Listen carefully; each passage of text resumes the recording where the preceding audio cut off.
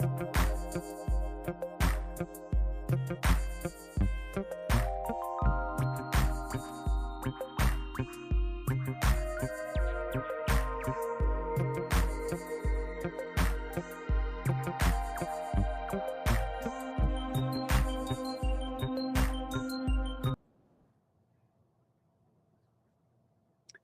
to Rural Classroom Live. I'm Albert Liu. Thanks for joining us. Today, we are here each week with content and analysis for natural resource investors. Visit ruralclassroom.com for past archives. Today, I'm very happy to welcome my good friend, Brien Lundin from Jefferson Financial. He joins us from the New Orleans area. Brien, good to see you. How are you? Doing great, Albert. As always, a pleasure to see you as well. It's great to have you on. I always wonder why we don't do this more often. We got to get on that. Brien, great day for gold so far. And who should we be thanking for that? Should we be thanking the president, the Federal Reserve? What's going on with gold? Thank me, Albert. I've been pushing hard on this for quite a while, and it's finally working. No, we've had a few good days. You know, it seems like we got out of this summer slump. The starting gun was fired on August 22nd in Powell's Jackson Hole speech, when he essentially conceded that we'll have a quarter-point rate cut. Well, basically, the market took it that he was conceding a new easing cycle. Now, Powell was very reluctant to cut rates under Trump's pressure. He basically said he had to do a quarter point. Future was cloudy. Then the employment numbers, the job numbers started rolling in shortly after that, and the market realized that there's probably more cuts to come from Powell. And next year, Trump's going to have his guy in, and it will definitely be an easing cycle then. So, this is it. Another start of a Fed easing cycle, this one occurring when inflation is still, or inflationary pressures are still running pretty hot. So it's a hell of a time to be invested in precious metals. And if you look back to that day, gold started taking off, silver started taking off, and they just started building on their momentum as more economic data came in. So that essentially is what I think is going on. And it's been a hell of a ride so far. Yeah. I mean, sometime between the time the Fed declared that inflation wasn't a problem and now, the market caught on, and it's sort of a permanent part of the conversation now.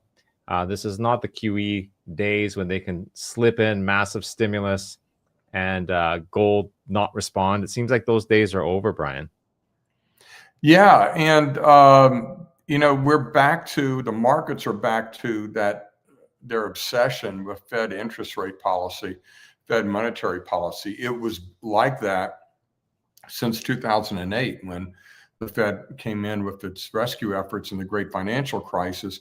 The markets have been absolutely just focused on Fed monetary policy, to the exclusion of really everything else. Now, over the past year or so, we've had Trump and his tariff war kind of took the headlines and took the focus away. But we're right back to the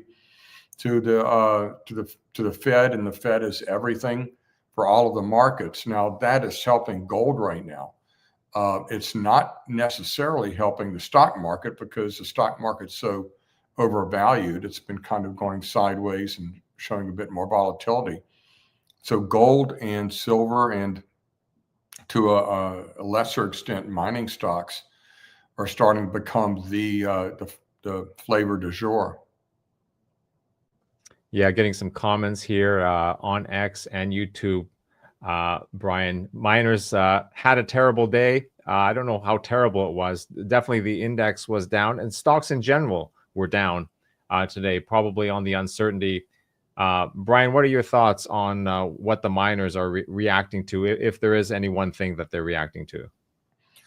Well, today, I think it's just a bit of a give back.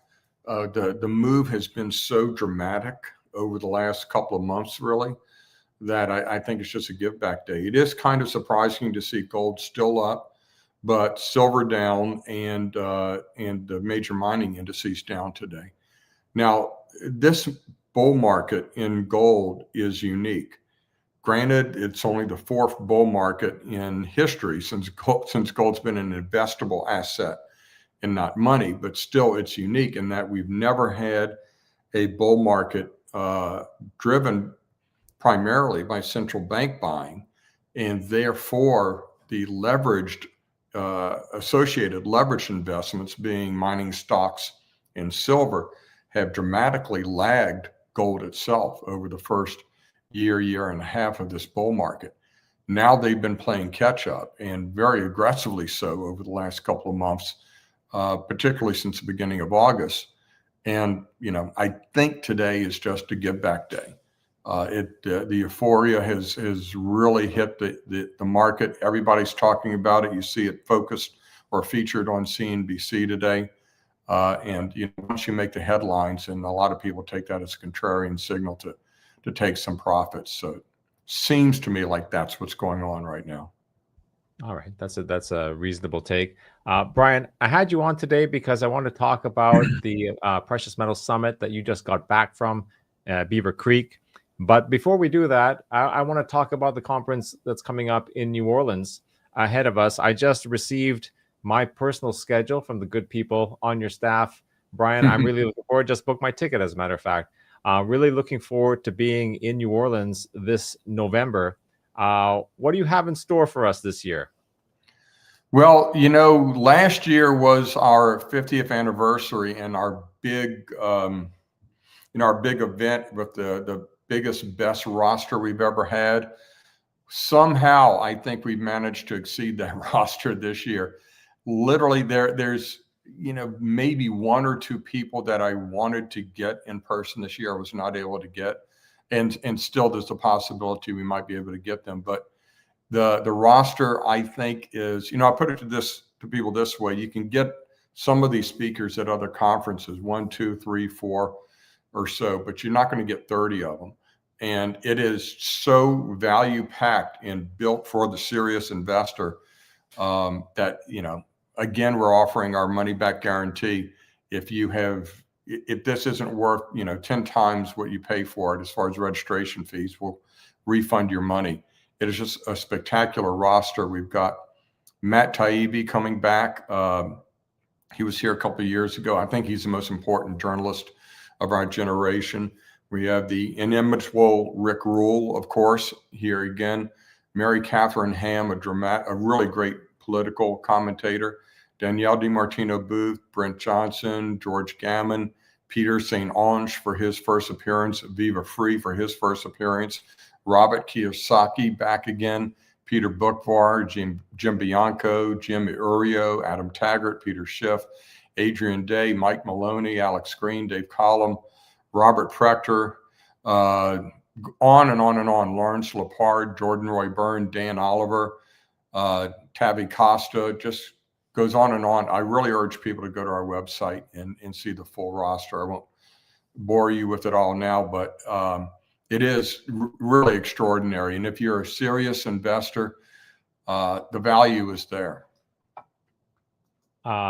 Yeah, I've got the roster up there on the screen, Brien. I don't know if you can see this. Yeah. I don't know if this is an investment conference or a beauty pageant, Brien.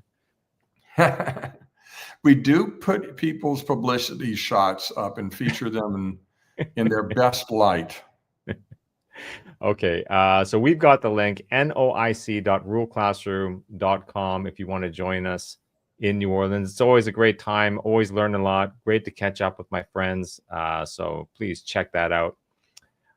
Okay, Brien, you just got back. In fact, I was trying to reach you last week, but you were on the road. I couldn't reach you. What were you doing, and what did you see? What did you learn? Well, I was at the Beaver Creek conference, which is the really one of the great conferences on the circuit, as it were. It's really more of a kind of a B2B conference. A lot of mining companies there to present to institutions, funds, investment banks, really high-end private investors, and frankly, other companies. And yeah, it was great. I mean, a lot of smiles all the way around, as you can imagine. Uh, the bull market is back. People were excited. They were buying companies. Share prices were moving, telling stories, and a lot of exciting stories out there right now. The difference being is that an exciting story was actually getting listened to in this market now.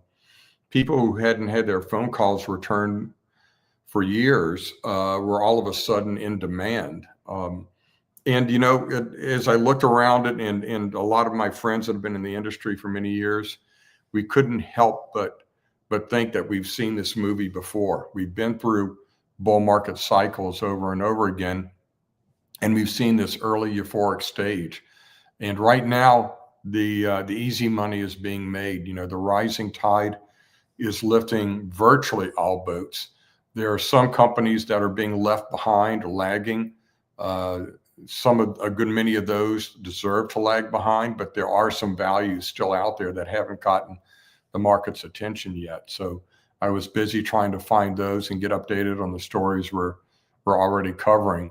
But this is the time. If you're not in the sector right now, you need to be. There's still time. The biggest gains are ahead of us.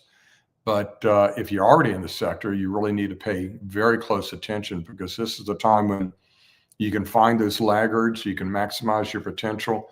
But, like the early 2000s, this is a period when dramatic wealth can be accumulated in a relatively short amount of time.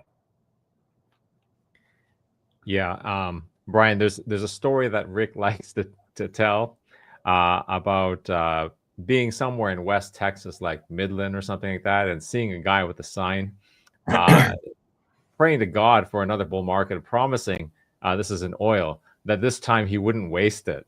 Yeah. And I think I mean, I haven't been around that long, but I just empathize with the sentiment, because when these things come, they come rapidly, and then before you know it, it's gone. If you haven't acted.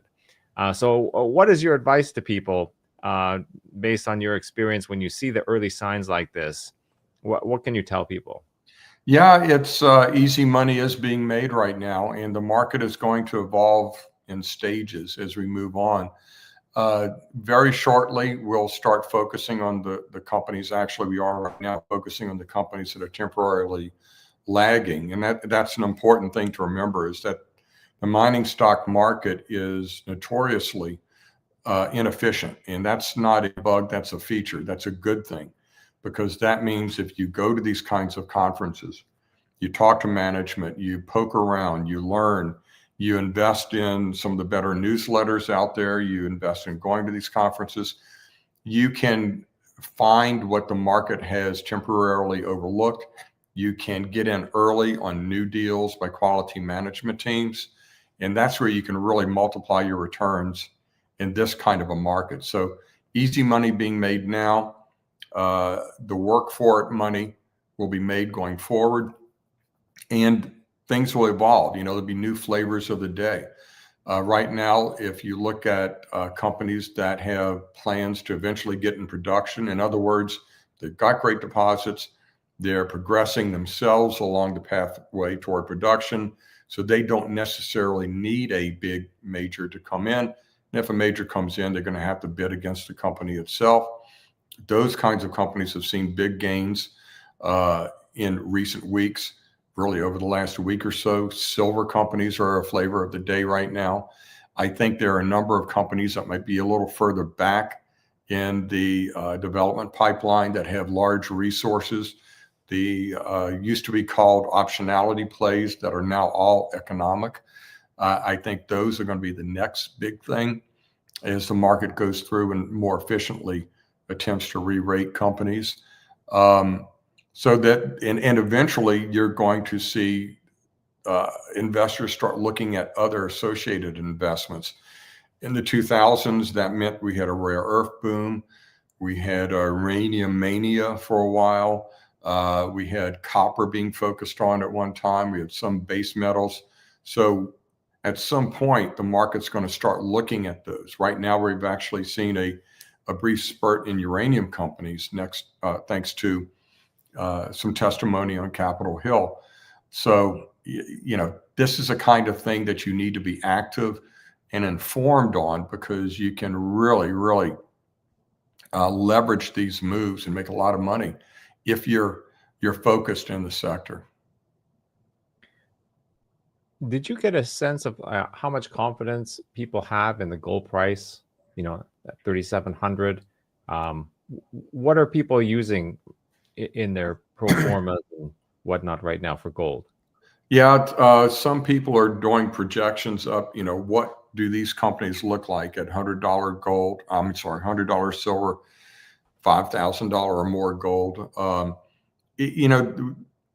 The pros, which this conference was comprised of, the attendance was really people who are involved in the sector and have been for many years. Typically, they are really gun shy. They've been beaten back so many times by the market, have false starts, rallies ended very abruptly by big sell-offs. There's a growing acceptance that gold is over $3,000, and even the most severe correction isn't going to knock it below that, and that's good. That's a good price for miners and for making a lot of money in the sector. Now they're starting to get accustomed to $3,500 gold as being somewhat of a floor. And they're starting to get accustomed to the fact that this market is being driven by strategic buying by big entities, central banks. So it isn't conforming to the typical rallies, corrections that you see in a market that's driven by investor emotions and the swing in investor emotions and sentiment.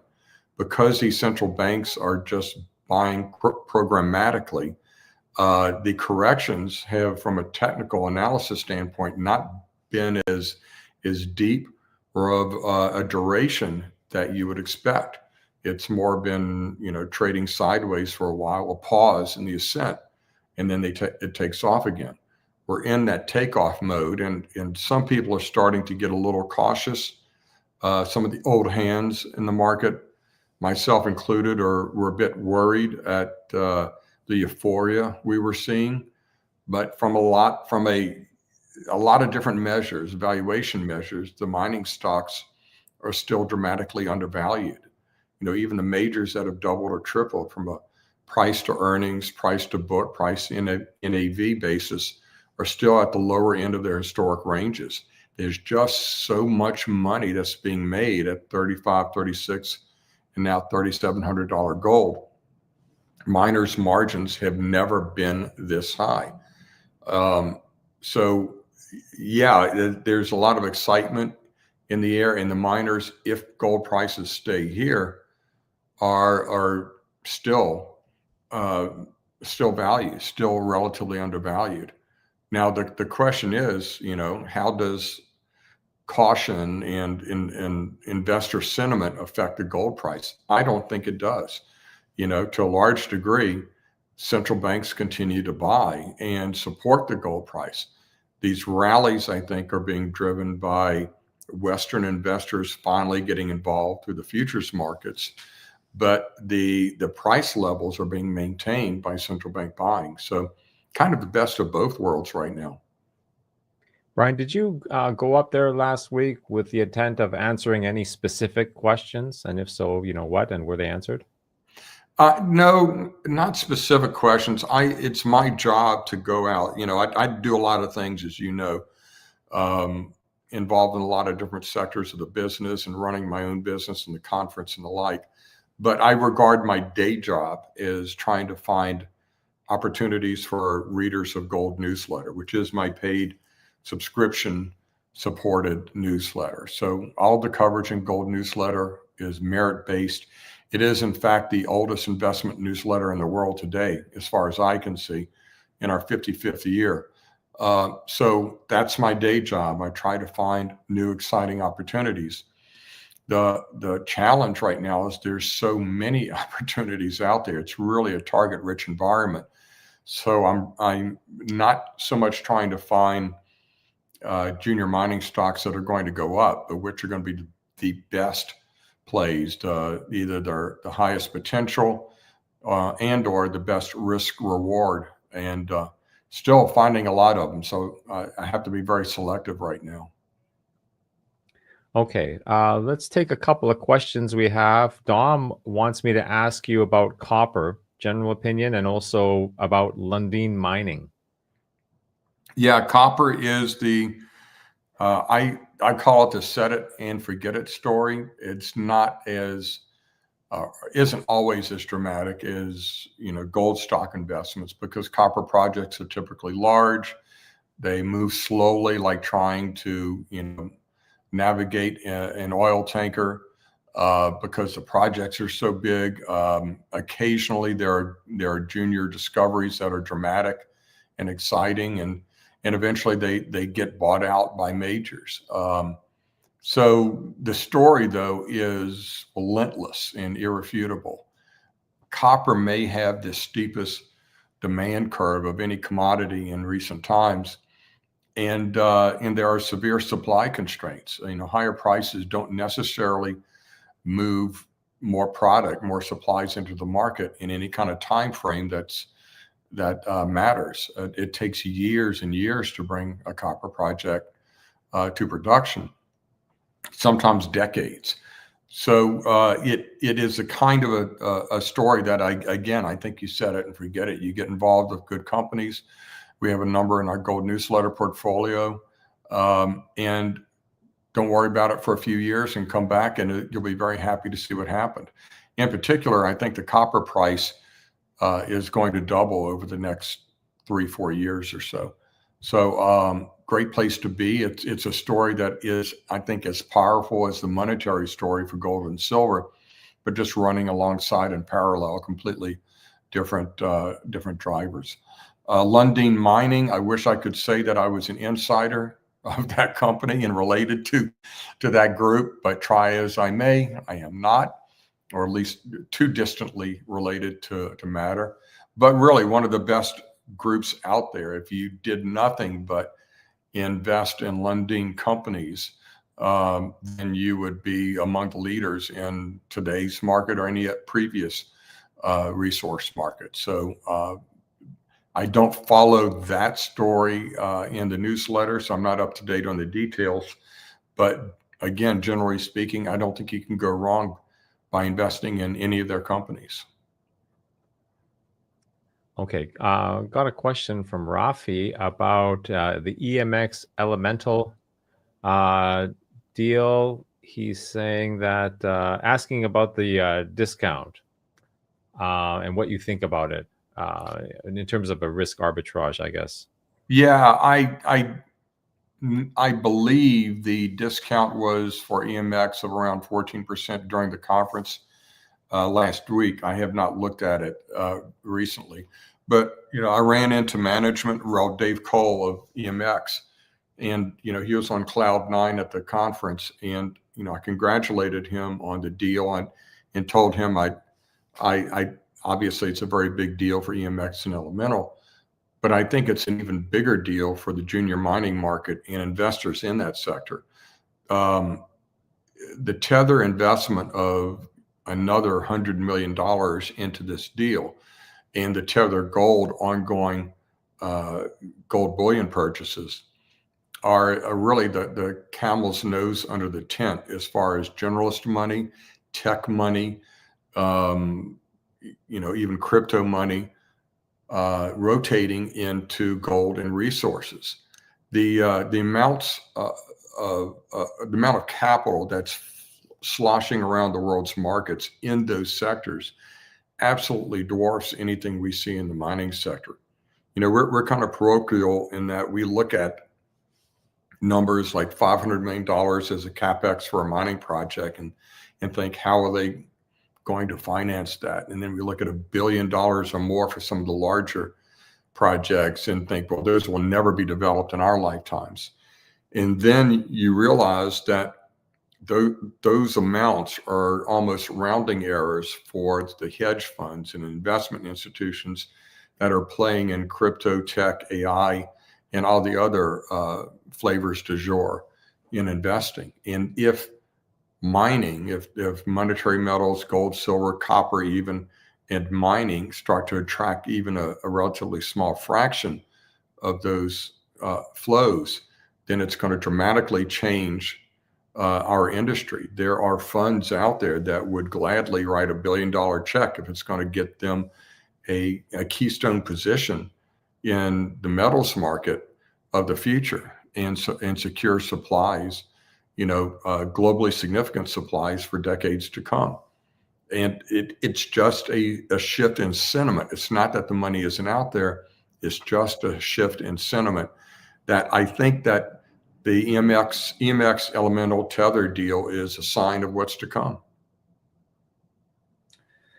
Yeah, that's an interesting developing trend, Brian. Rick likes to talk about, the relative cost of capital, and that often driving acquisitions.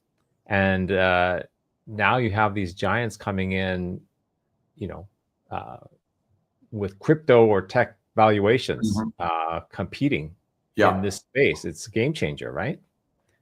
Yeah, it really is. And it's happening. I mean, I think that's one of the first deals. It's interesting because they're, at least initially, they're picking royalty companies, but they're still really naive as to, or relatively naive as to how the sector works and how things work. And, we're so close to it that we think of all the impediments and the problems and everything else.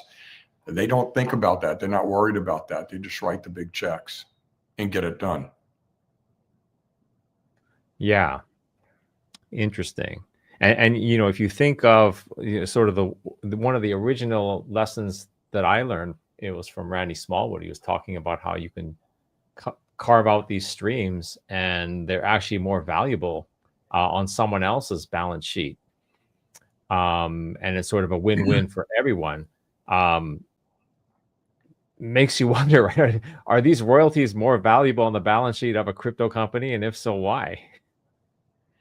Well, it's real income. And again, the margins right now are tremendous. So if you have a stream and you're paying, when you did the deal, you were paying below spot at the time you negotiated the deal, and you didn't have a price adjustment built in. Well, you're minting money right now, especially if you have a diversified portfolio of those streams where you're not subject to operational error or hassles, or your risk is spread across a portfolio. So yeah, it again, there's just tremendous money being made and can be made by producing metals right now.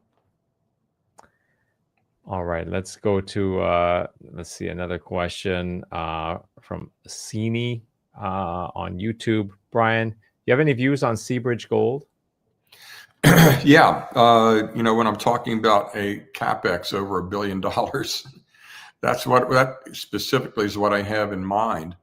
It is an optionality play. We recommended it earlier this year on that basis, because talking to Rudy and getting updates from him, I had really avoided it for many years. It was the preeminent kind of the textbook optionality play out there that needed higher gold prices to become economic. And then you had a very large capex on top of that because it was such a huge project. Well, looking into it and digging into it, I realized that the project probably became economic at around $2,200 gold.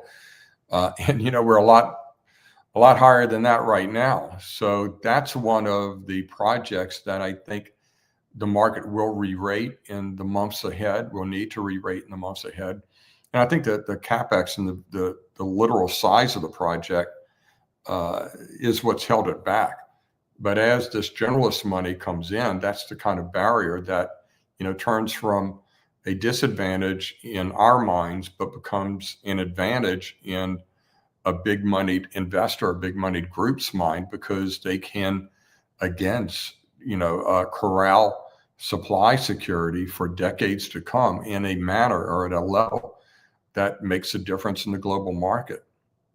So it has not moved as much as some other plays yet. And I think that's an example of why this market you can use this market's inefficiency to your advantage. So I really do like Seabridge Gold right now. Just a clarification, someone was asking here, the difference between Lundin Mining and Lundin Gold. Can we just clarify that? Well, one's gold, one's more base metals, but I believe there's been some M&A in there as well. So I would do your own research into Okay. that. Question, let's see, from B. Do you think Hemlo sale was expensive, Brian? I don't have a real view on that. I haven't looked into it, so I would really pass on that one as far as having at least a knowledgeable opinion. I'm not sure any sale is too expensive right now, given where we think prices are going to. Michael asks, do you think the China opening the Shanghai Gold Exchange will have any effect on the markets or cause any movement of metals? The movement of metals will be internally, and the Shanghai Gold Exchange has been around for a while and is our best proxy for Chinese domestic gold demand, the withdrawals from the Shanghai Gold Exchange. So it's important to remember that we keep track of PBOC, People's Bank of China, gold purchases for their reserves. And there's a couple of things to remember about that. Number one is what they announce is a small fraction of what they're actually buying. And two is that China is the world's largest gold producing nation, and none of that gold leaves the nation. So you have to add the internal gold production to whatever the People's Bank of China buys. And another thing is that China has been encouraging its citizens for a number of years, since about 2012 or so, to actually accumulate gold themselves. And in a nation where private property is illegal, the central bank looks at, or would look at, the gold holdings of its citizens as reserves. So any way you cut it, China's gold reserves are much larger than what they're telling us, and they're already large. So, what's the motivation there? What are they trying to do? And it's, apparent from a monetary standpoint, from a fiscal standpoint, they're trying to insulate themselves from the U.S. and the dollar, and really trying to seize that leadership role themselves. Brian, what are your thoughts on the uranium market for the next 5 years? I think it's going higher. It's we've seen a little surge in it over the last couple of days with some more rhetoric coming out of Washington and the like. And it is the most sure and certain supply demand story out there. It's gone from, or nuclear power has gone from a dirty power source to a clean green power source. I think that's been the big shift that we've seen over the last year or so. So I really like uranium and uranium stories. You'll see these brief little bursts, and then the price will fall back. But at some point, it's not going to fall back, and it's going to keep going. And artificial intelligence and data centers are the latest big theme for nuclear power, the thing helping nuclear power along. Incidentally, that the AI data center build out is also something that's really helping copper, because 6% of the capex for an AI data center is the copper involved in building out the data center. So that's a theme that I think has gotten a little ahead of itself, but still going forward is going to be really big for copper, for uranium, and a number of other things. Peter makes a comment regarding the Fed's decision and its impact on gold, silver, and the miners. He feels that the reaction of the precious metals seems mild. Would you concur, Brian? Would you be expecting more from the metals market? Not really. It's kind of blown me away, really, the reaction. It's been the only sector that has consistently responded to that. And again, Powell's speech at Jackson Hole on August 22nd, I believe, was the starting gun on a new easing cycle.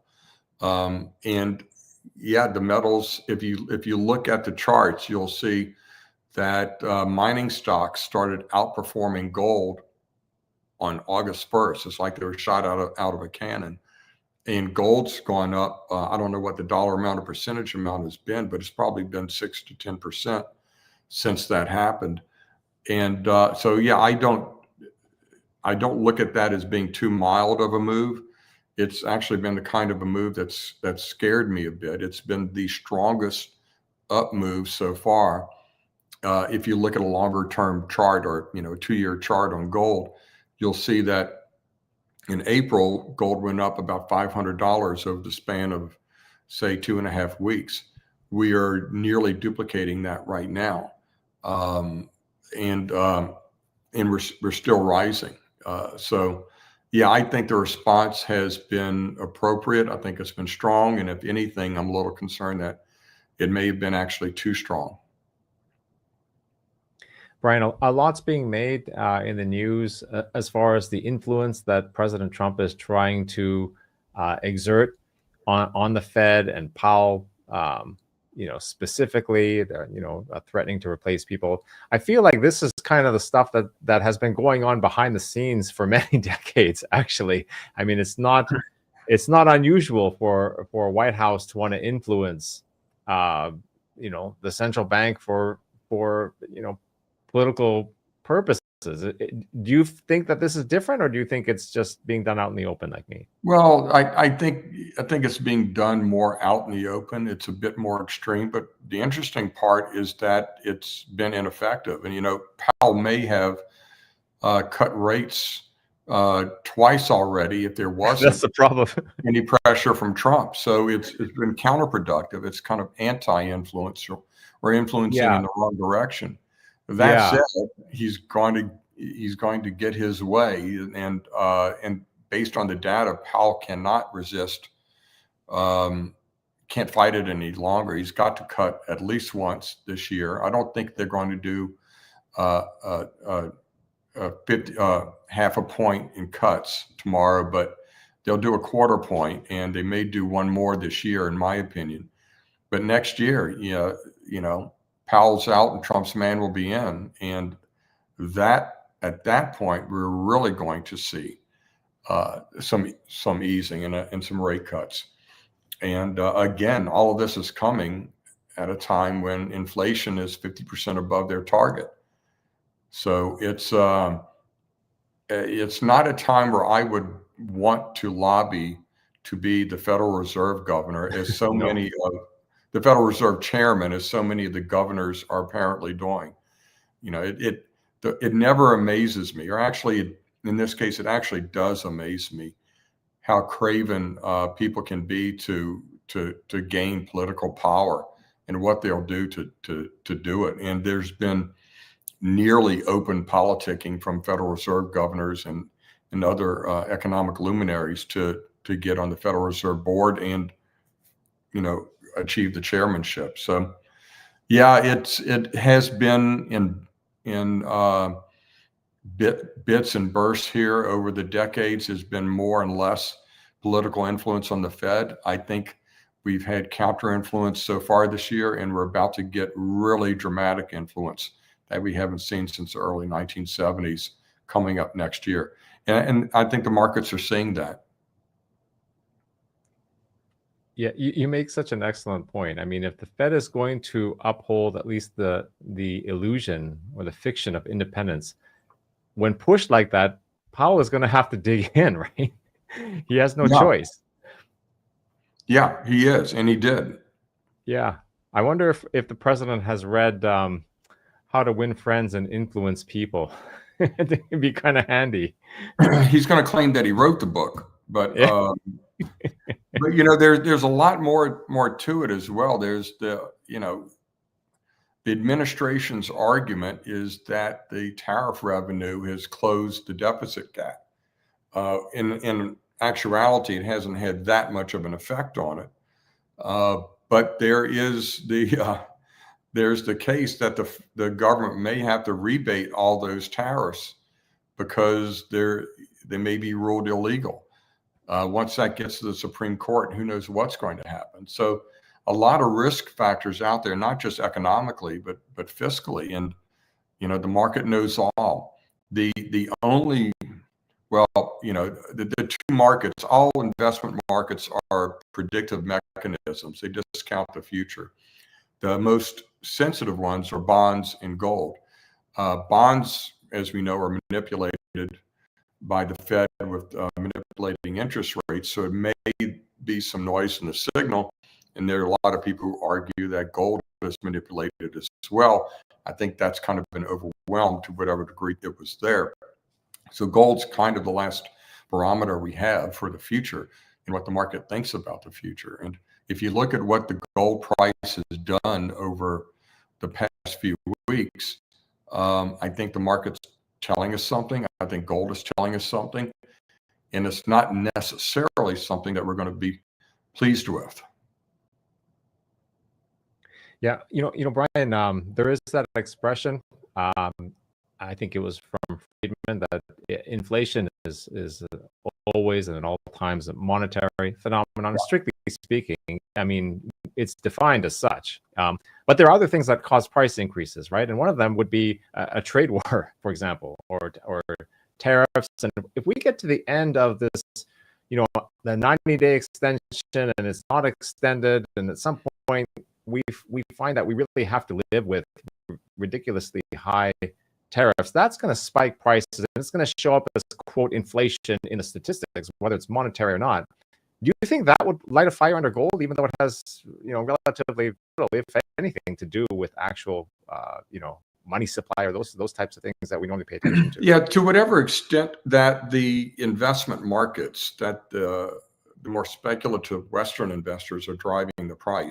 And, I go back to, I think that the speculators, the Western investors are fueling the rallies at this point in the gold price through speculation, primarily through futures and options.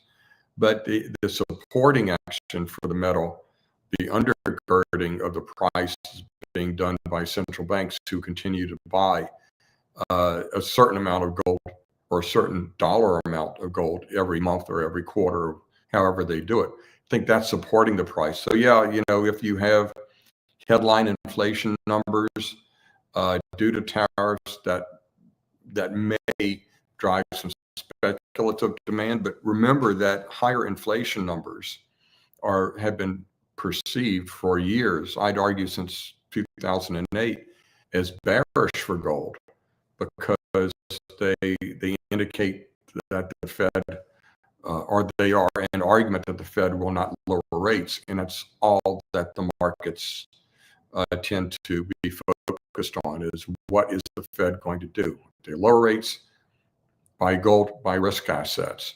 If they look like they're going to raise rates, then vice versa.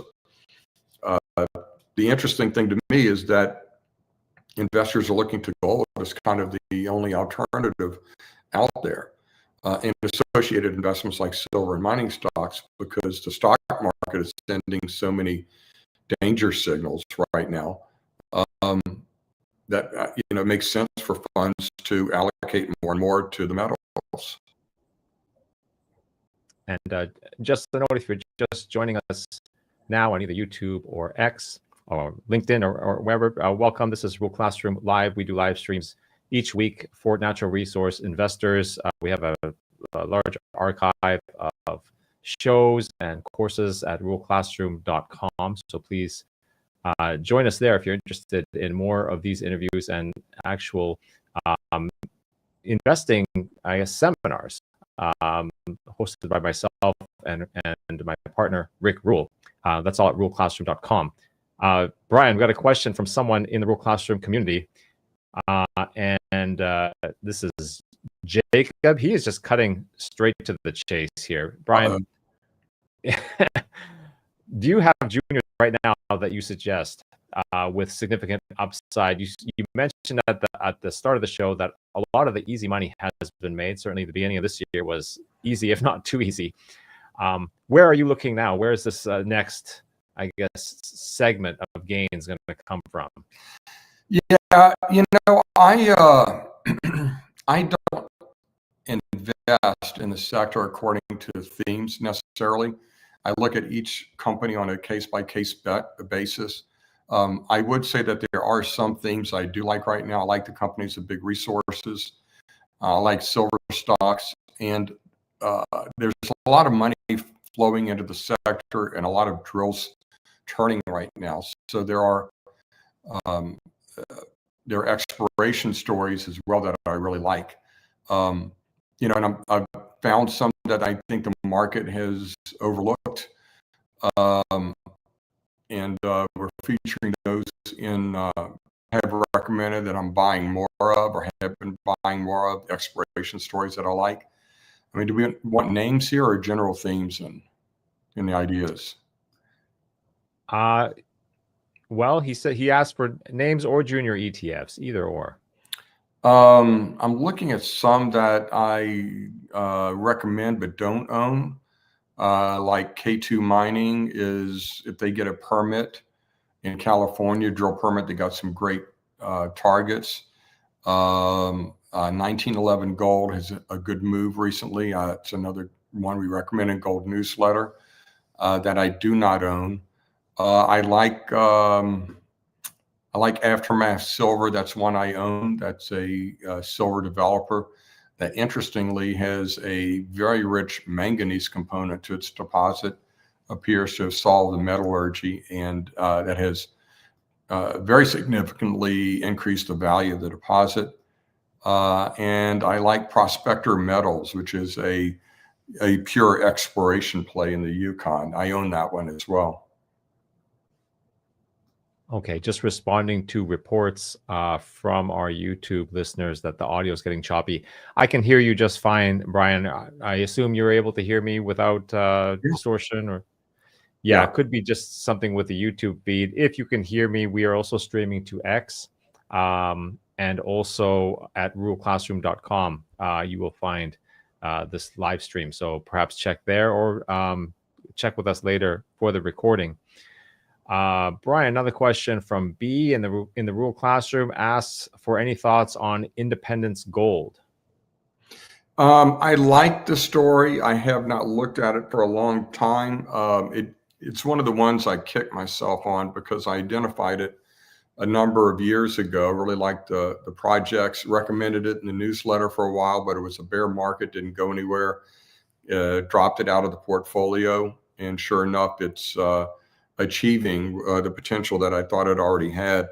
But I am not really up to this on the story lately, so I can't offer any, informed opinions. But I have followed it in the past and really liked the story. Okay, what about Hot Chili? Share prices increased recently.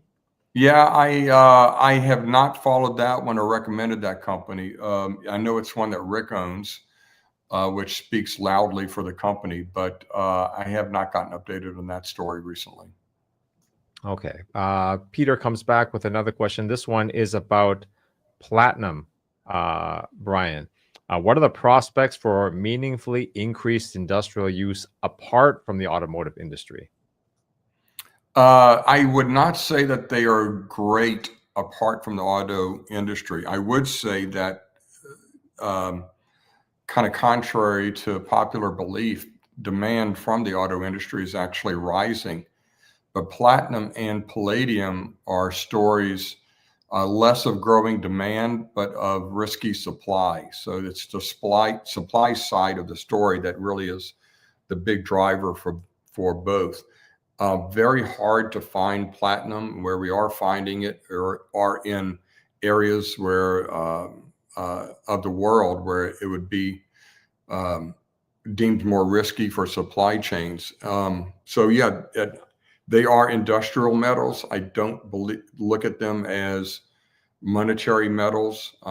They're lumped in with gold and silver as precious metals, but they truly are industrial metals with some key uses that are, irreplaceable and cannot be substituted for. But I don't look at them as having the kind of demand curve that you would have from copper and some of the energy or battery metals.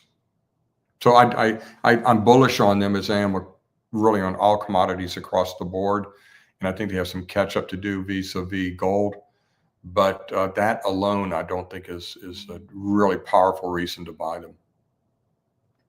Yeah, I think, Brian, I think at your conference last year, I made the joke on stage that I had bought the wrong engagement band for my wife, gauging or judging from the relative performance of gold and platinum since then. Yeah, and you probably paid a whole lot more for the platinum band back then too. So I don't. Fortunately, she doesn't watch the charts. Okay, here's a question from KMWL on YouTube asking, basically, do you think that the big gold miners or the big gold producers have priced in, say, 10 years worth of a bull market? Is that another way of looking at the comment, the easy money has been made? Do you think these producers have basically run up and discounted the entire bull market or a lot of it? if they did, or if they, well, I think they believe there's more to come. One of the things that characterized the markets of the 1990s was that these big gold producers viewed themselves as industrial companies rather than gold producers. They didn't believe in their product. So they locked in current prices. They sold forward, hedged their production to protect cash flow and therefore protect their cushy jobs and their country club memberships, et cetera. And that's pretty much gone. I think they've been burned by that. I think they've been burned by criticisms that they spend like drunken sailors in a bull market and buy up all these junior mining companies and projects and the like. And so they're a bit averse to that. They're a bit leery of being perceived like that again in this bull market. That said, I think they will eventually start spending like drunken sailors. It's just human nature, and we're going to see bidding wars develop some of the top projects out there. But the market has changed. There's not as many majors out there as there were before. We will see mid-tiers start to combine and coalesce and grow themselves into the major category. And I think a good bit of the M&A that we're going to see in this cycle will come from mid-tiers as opposed to from the majors. Majors, in a lot of cases, have their own problems. Barrick's got Mali. It's got to get beyond. Newmont has to finish digesting Newcrest. And, we're even seeing some M&A among the base metals majors out there. So they're a bit self-occupied right now. I think they're eventually going to get back into the market. What's going to happen is that these generalist investors coming into the sector are having a shotgun approach initially, and they're just buying everything they can. Now they're going to start trying to justify and achieve and outperform their peer groups. So they're going to really start examining these producers much more closely, and they're going to start looking at their reserves and reserve replacements. What do they have in the pipeline? When the majors realize that they're being judged by that, they're going to start looking to fill in that pipeline, and that's when we'll see the M&A. So it's a process, and I think it's going to take a year or two. Over the next year or two, we're going to see that develop. So pricing in 10 years, I think they're like most investors, they're growing comfortable with the fact that we're going to have prices in the $3,000 to $4,000 range for gold going forward. And that means they can do a lot of really interesting things to build out that pipeline. They just haven't started doing that yet. Okay. We're almost out of time. So I've got two more questions on the board I want to quickly get to, Brian, before we say goodbye. One is, any thoughts on Kobo Resources? No, I don't know that one. Kobo? Okay. No. Yeah, KOBO? No. And then finally from Michael, Brian, do you invest in other sectors, oil, gas, etc.? And if so, what percentage of your portfolio would be like outside of these mineral mining type companies? Yeah, not to get too personal. Occasionally oil and gas, not that often. I like to stick with what I know. But my personal portfolio is basically, retirement accounts are very mainstream, and precious metals, mining stocks, resource stocks are the other half of my portfolio, or personal portfolio in total. For a long while, in the bear market, the mainstream investments were about 60-40. The 60 part is compared to the resource companies. Over the last year, that got about 50-50. And right now, it's more like 60-40. The 60 is swung in favor of resource stocks and metals. So I think that's going to continue. In the 2000s, it was a tremendous period of wealth creation for a lot of people in the sector. And back then, the resource stocks were a much greater percentage of my overall holdings. I think we're going to get there again. I can tell you that's portion of my wealth is growing much more quickly than anything else right now. Okay, and we're just about out of time. Brien, if I may, before we conclude, I just want to alert people that Rick Rule and I will be hosting an online boot camp for junior mining investors on October 4th, coming up very soon. Rick and I do these periodically. This is the third installment of a 3-part series on gold investing. So if you are interested, and I recommend you come over to our website here and check it out. We're going to be very happy to welcome John Hathaway, again, the legendary money manager, now with Sprott Inc., formerly with Tocqueville. And he's going to be headlining this, but also Adrian Day, Lobo Tigre, of course, Rick Rule. It's going to be great. So please check that out. That's at bootcamp.ruleclassroom.com right there. And then go back to what we started this show with is the New Orleans Investment Conference, which is how I know Brien, how I've come to know actually a lot of people, including the people you see here, George Gammon, Peter Bookvar.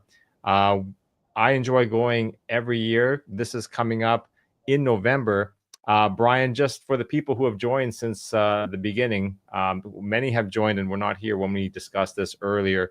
Can you tell them what they're going to expect if they join us in New Orleans this year? Yeah, the best lineup of speakers I think you'll find in terms of macroeconomics and the markets that you'll find anywhere.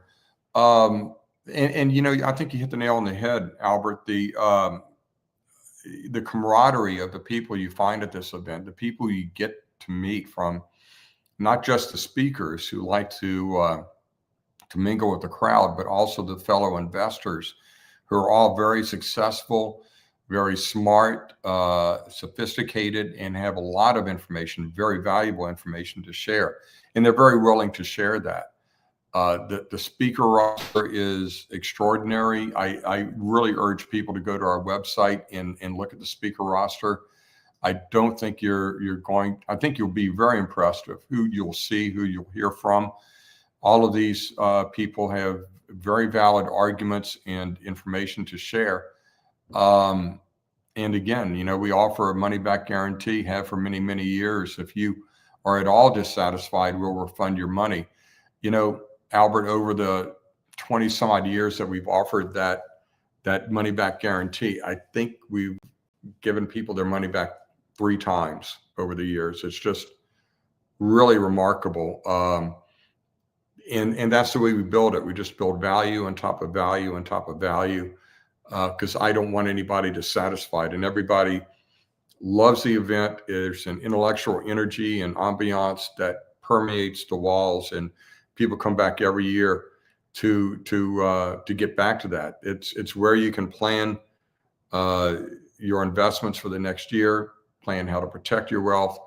But the bottom line is that in a metals and mining bull market over the past 50 some odd years, it's been proven over and over again that the best place to be is the New Orleans Investment Conference.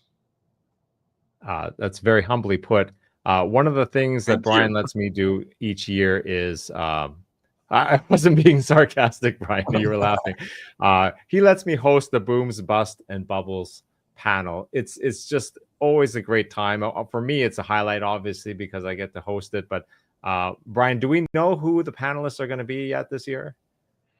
Oh, yes, we do.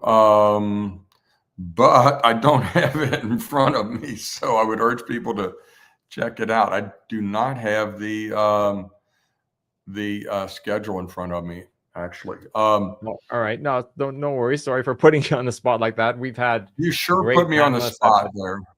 Sorry, Peter Schiff I've had on there. I've had now I'm on the spot here. These good-looking people here in front of me. Brent The schedule is Johnson, going to Peter be up Schiff, on- George yeah. Gammon was on that once. Jim Bianco, Jim Iorio. So I've had a lot of these great speakers on the panel, and they just go at it. It's really great. They really One do. thing you didn't mention that Rick never forgets to mention when he's talking about your conference, Brien, is you can have fun there if you put your mind to it. There's a reason the Super Bowl keeps going back to New Orleans. It's the best place to have a football game. I think it's also the best place to have an investment conference.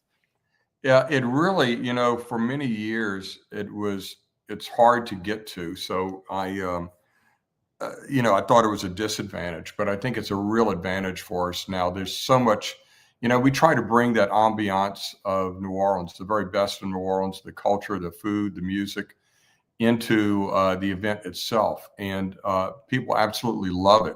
And I found the schedule. So you will have on your panel, Albert, Jim Bianco, Dave Collum, Jim Iorio, and Peter St. Ange, who's making his first appearance this year. That'll be nice. Yeah. I like That's how a you fun initiate panel. the new guy through the panel with Dave Collum and company. Yeah, we don't start them off easy, do we? No, I love that, though. That's the Throw 'em best in way to do fun. it. Okay. Well, it's going to be a lot of fun. There's the website, noic.rulclassroom.com. Easy to remember there. Please check it out. Brien, thanks for coming on the live stream with me. It's always great to have you on. Hope we can do this many times. Oh, by the way, this is way in advance, but since I saw on the news or one of these talk morning shows at the airport, I saw this big headline that says only 100 days until Christmas or something like that. While I was in the gym, they're trying to get people shopping, which means it's only 101 days until our Boxing Day live stream at Rule Classroom. And I really want to get you on this year because it didn't work out last year, and we had a lot of fun. In fact, with a lot of your friends from the conference. So anyway, I'm going to put that in your ear right now because I'm going to be looking forward to it. This is always so much fun, Albert. You do such a great job of asking pointed questions and listening to the answers. And that's why I have you as my Booms, Bust, and Bubbles moderator every year.